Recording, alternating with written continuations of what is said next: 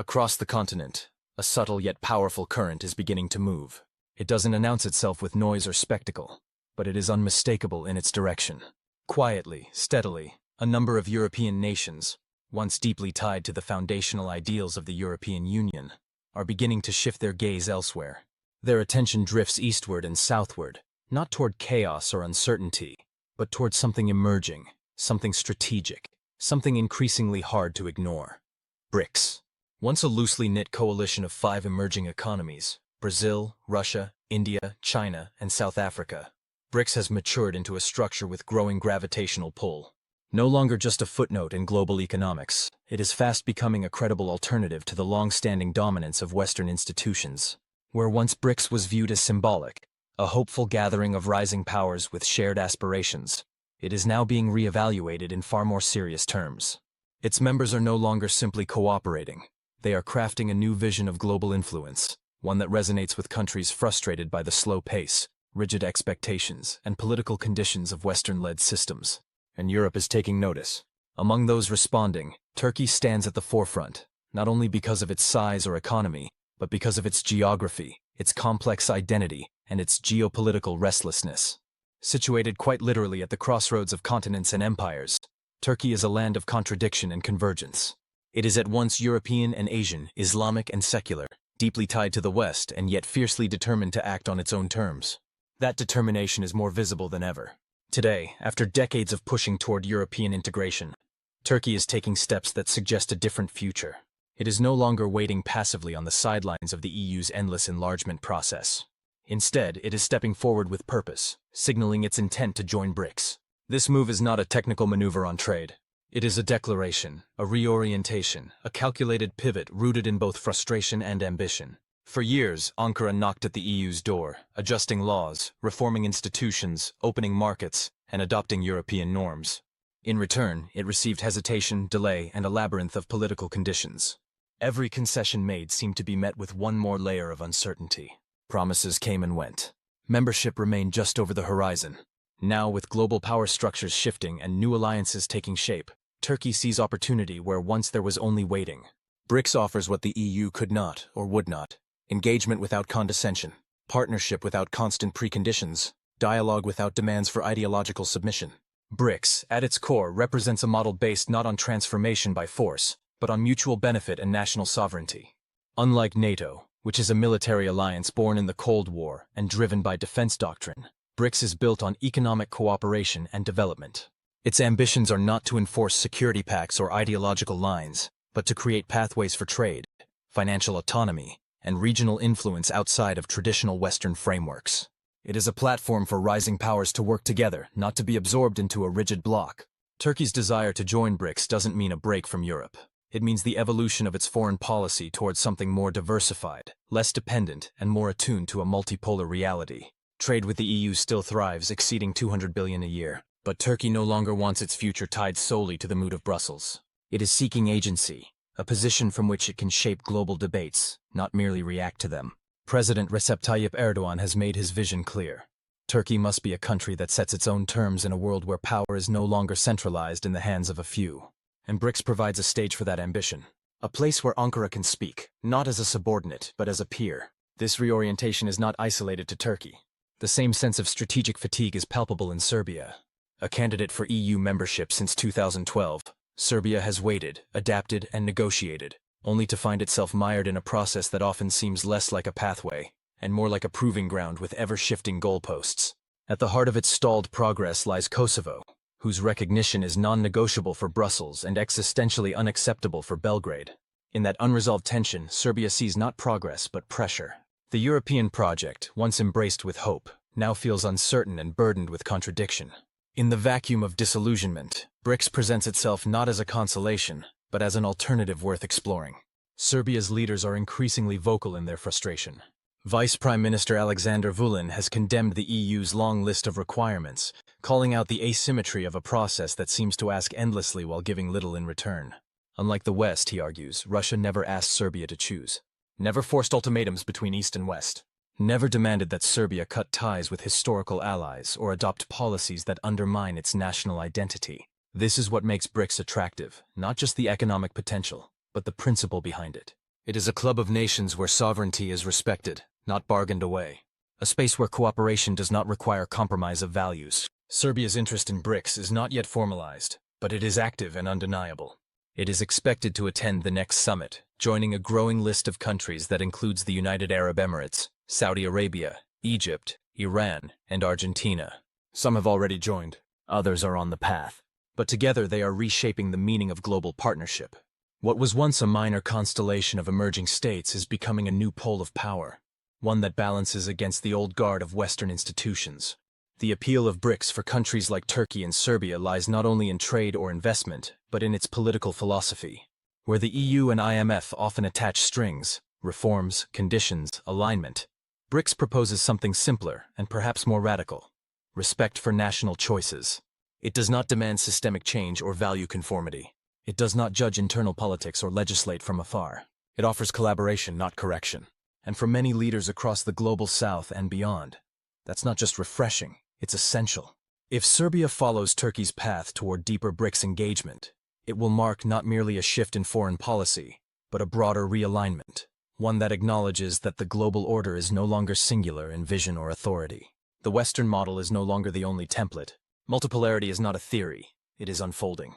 And BRICS is becoming the mechanism through which that new reality expresses itself. Unlike the EU, BRICS doesn't ask countries to wait in line or pass a test. It welcomes them as they are, in all their complexity. Timing, too, matters. The global economy is in flux. Traditional Western markets are slowing, weighed down by aging demographics, stagnating productivity, and growing political instability. Meanwhile, the engines of global growth are humming elsewhere, in Asia, Latin America, and Africa. These regions are not only expanding economically, they are demanding a voice. BRICS is their microphone. For Serbia, this means new export markets, diversified trade routes, and access to capital from sources not dictated by Washington or Brussels. It means building resilience through engagement with emerging trends, rather than waiting for a stalled process to resume. And then there's finance. For decades, institutions like the IMF and World Bank have held near monopoly over global development funding, but at a cost. Loans came tied with austerity, with structural reforms that often clashed with local realities. BRICS, through mechanisms like the new Development Bank, is beginning to rewrite those rules. Its approach is less paternal, more contextual. It's not just about funding projects, it's about respecting the path each country chooses to walk. What we are witnessing now is not just a moment, but a movement. A reshaping of international order that is neither abrupt nor chaotic, but deliberate. For countries like Turkey and Serbia, this is not about leaving the West behind. It's about refusing to be limited by it. It's about stepping into a world where influence is earned, not granted. Where sovereignty is not something to be bargained away. Where being part of something larger doesn't require being something else entirely. BRICS, in its evolving form, offers these nations a role not just in joining the global conversation, but in helping lead it. It is a path not just to economic development, but to political self-determination and a more assertive role on the global stage, free from the burden of endlessly proving worth to a Western-led system that may never fully embrace them.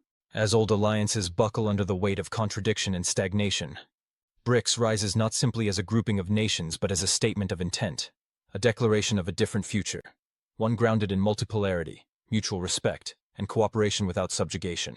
For many states left waiting in the slow corridors of Western integration, BRICS is more than an alternative, it is a vision taking form. Originally founded by Brazil, Russia, India, China, and South Africa, the BRICS coalition has moved with steady determination to reduce its dependence on Western-dominated financial structures, establishing homegrown institutions like the new Development Bank and the Contingent Reserve Arrangement. These aren't just symbolic gestures. They are foundational tools, building blocks for a new model of global economic cooperation crafted around responsiveness, adaptability, and fairness. Designed to serve the real and urgent needs of developing and emerging economies, these institutions offer a route to support that isn't shackled to the political conditions and systemic power imbalances that have long defined the IMF and World Bank. For a country like Serbia, long positioned at the crossroads of East and West, this emerging order represents a chance to reframe its development on its own terms, without the constraints, conditions, or ideological prerequisites that so often accompany EU accession or Western financial assistance. It opens the door to a more self-tailored economic path, one that responds to national priorities rather than external demands. Yet this move is not isolated. It is part of a sweeping, coordinated push by BRICS members to reshape the very framework of global economic power into something more distributed, more just, and less dominated by any one pole. Each founding nation brings weight, economic scale, regional influence, and a shared discontent with a world order skewed in favor of a few entrenched players. What binds BRICS members together is not a shared ideology, but a shared resistance to unipolar dominance, especially from institutions led by the United States and the European Union. And for nations like Serbia, often caught in geopolitical limbo, used as a bargaining chip, rarely treated as an equal, this is not just attractive, it's transformative. BRICS offers the possibility of stepping onto a global platform not as a junior partner, but as a sovereign actor among equals. As the bloc signals its readiness to expand and include new members such as Turkey and Serbia, its role in shaping global power dynamics begins to stretch beyond finance and trade, entering the spheres of politics, diplomacy, and security. Each new member brings more than numerical strength. They add strategic depth, regional insight, and fresh momentum to a coalition evolving rapidly into something far more potent. BRICS is no longer merely an economic club. It is becoming a geopolitical force. This momentum casts a long shadow over the European Union, which has long styled itself as the pinnacle of regional integration and democratic partnership. For decades, EU membership has been treated as the golden ticket for countries across the Balkans and Eastern Europe, a path to stability, legitimacy, and shared prosperity. But in reality, that path has often been slow, uncertain, and politically fraught.